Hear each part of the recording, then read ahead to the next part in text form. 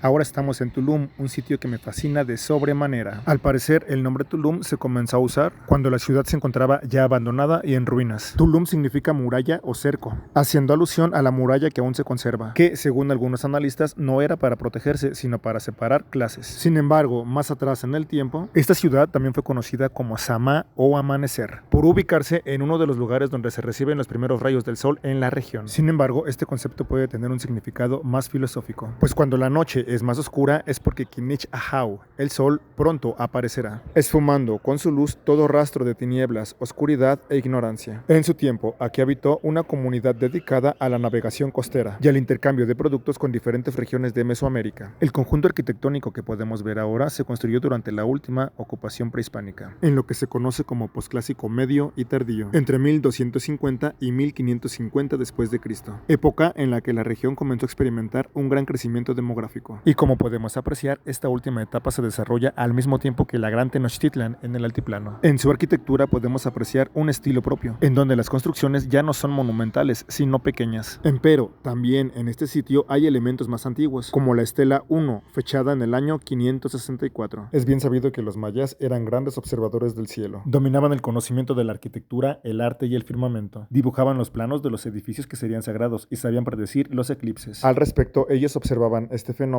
a través de un espejo de obsidiana, pues esta roca volcánica absorbe la luz, así como lo estamos haciendo nosotros con un espejo que nos prestó nuestro guía. Algo muy interesante es que Tulum fue una ciudad dedicada al planeta Venus, que a su vez se asociaba con Kukulcán en dos de sus formas, como lucero de la mañana y como estrella del ocaso. Y justamente aquí en Tulum existen varias representaciones de un dios descendente, que hace referencia a la deidad del sol cuando muere, ya que el dios descendente generalmente representaba al sol cayendo al atardecer. Y es en este momento donde Venus se hace mucho más visible, aunque también se puede disfrutar mucho antes o después del amanecer. Ahora, recordemos que el antiguo nombre de Tulum era Tzamá, que significa amanecer o el alba. Y esto realza la importancia del lugar como un centro relacionado con los ritos de muerte y renacimiento. De esta manera también se vincula a la agricultura, pues para que la planta nazca primero debe morir la semilla. Todo gracias a que la madre tierra ha sido fecundada por el Padre Sol, el cual nace, muere y renace en un ciclo infinito. Y en el ocaso lleva alegría a los difuntos en el Xibalba. El sol se transformaba en jaguar, en Balam, para poder viajar durante la noche por el mundo de los muertos. Y ahora, el dios descendente no solamente aparece en el nicho situado en la parte superior de su templo, pues ya también lo tenemos en el logotipo de la estación del Tren Maya, Tulum Aeropuerto. Y estamos de acuerdo que no pudo haber mejor símbolo que este para dicha estación. Por otra parte, la arquitectura de Tulum pertenece al estilo llamado Costa Oriental, que cuenta con elementos característicos como es el caso de elementos arquitectónicos orientados hacia el mar, representaciones del dios descendente en fachadas, además de pequeños altares o templos en miniatura. También retoma aspectos de otros estilos arquitectónicos, como es el caso de techos planos soportados por columnas de influencia tolteca. Dentro de las áreas habitacionales era común desarrollar las actividades al aire libre, y una de ellas fue el culto religioso que se llevaba a cabo con ayuda de altares y templos dedicados a deidades como Kukulcán, Itzamna, Chak, Ichel, Ixtap,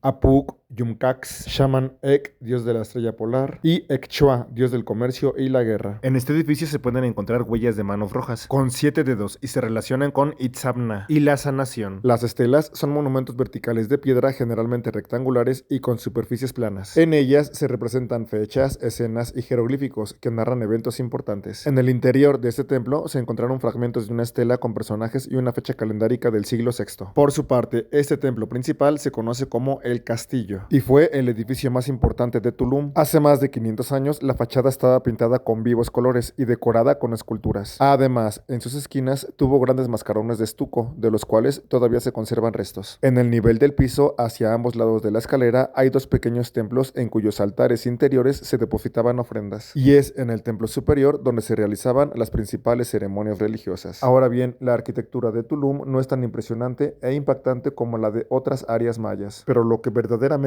me fascina de Tulum es esta increíble vista al mar, la conjunción de los centros ceremoniales con las aguas del Caribe. Literalmente, los mayas de la zona norte vivían en el paraíso. ¿Y a poco no? Esta panorámica es bellísima. La primera vez que visité este sitio para mí fue un lugar de ensueño. El verde de la vegetación, el turquesa del mar, a los pies de la casa de los dioses. Y bien, a partir de ahora vamos a hablar de temas más interesantes. Pues dice Drúmbalo Melquisedec que en la zona maya se dibuja una espiral que comienza en Uxmal y que continúa después por Lapná y por Kabah, llegando posteriormente a Chichén Itzá, continuando por Tulum como quinto centro energético de la espiral y que corresponde al vórtice energético de la laringe creadora. Los iniciados dicen que es de color azul y emite un resplandor blanco. Los hindús dicen que este vórtice lo gobierna Shiva y que su tattva es el Akash. Shiva también tenía una relación simbólica con las aguas del río Ganges, de tal manera que no es casualidad el acomodo de la arquitectura de Tulum con estas cristalinas aguas. Por otra parte, el ilustre arquitecto Manuel Amabilis Domínguez, insigne teósofo yucateco, dice que tras el hundimiento de la Atlántida, la península de Yucatán fue cubierta por las aguas del mar, tardando más tiempo en poder ser habitable, especialmente por su poca altura sobre el nivel del océano. Y por esta razón, las ciudades mayas de Yucatán no son tan antiguas como las del viejo imperio maya. Y cuando las aguas bajaron su nivel, este lugar se consideró como tierra de promisión, y los mayas del viejo imperio decidieron extenderse hasta las grandes llanuras vírgenes de esta península. Las primeras expediciones exploradas avanzaron por las costas del Golfo de México, estableciendo su primer santuario en Civilchaltún, siguiendo por las costas hasta la zona oriental, donde se construyó Tulum. Y en plena culminación de esta cultura maya atlante tolteca en Yucatán, los cielos y la tierra resplandecieron con una nueva luminosa serenidad, y los hombres se sintieron más felices, capaces y radiantes. Los sacerdotes anunciaron que el solo santo les había enviado su bendición, y que esta alborada espiritual que había iluminado el corazón de los artistas, sabios y el pueblo entero, había sido como un rocío del cielo que un dios bajó a depositar en el alma del pueblo y en la misma tierra que lo sustentaba, que este descendimiento de fuerza había tenido lugar en la ciudad de Tulum, y que por la calzada blanca Sacbé, que unía a las ciudades de Tulum, Cobá, Chichén Itzá, Acancé y Uxmal, se había distribuido por todo el imperio. Este renacimiento era ya esperado por los sacerdotes iniciados de la escuela oculta de Tula, de manera que cuando los maestros supieron que en determinado punto de la costa oriental de la península de Yucatán acontecería el descenso de la gracia, el gran sacerdote Kukulcán emprendió la primera de las 3 expediciones que verificó a esos lares, acompañado de un cortejo de maestros y discípulos portadores de enseñanza mística arcaica, de objetos de culto y de símbolos sagrados para el nuevo advenimiento.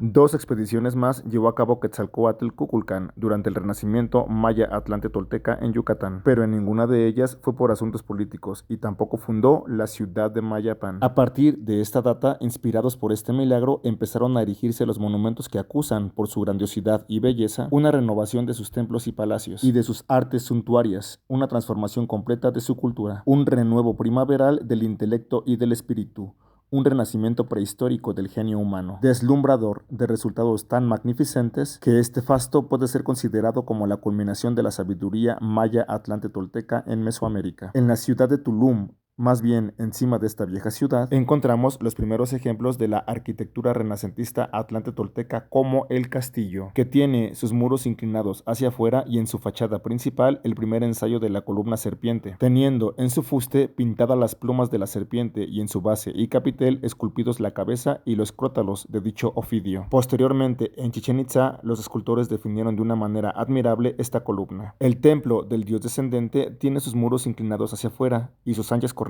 perfiladas con ritmos nuevos. Sobre la entrada principal, en bajo relieve, se muestra al dios descendente, que también es un símbolo renacentista. En resumen, la arquitectura de Tulum fue un ensayo renacentista que culminó en la majestuosidad de Chichén Itzá. Al respecto, se piensa que fueron los toltecas los que trajeron su conocimiento con los mayas, aunque también pudo haber sido al revés. La realidad es que no se sabe con certeza, pues así como tenemos presencia de Tula en Chichén Itzá y en otras áreas del nuevo imperio maya, también tenemos presencia maya en el altiplano. Por ejemplo, en los murales de Cacaxtla, en Tlaxcala, con una paleta de colores mucho más reducida que la de los murales de Bonampak.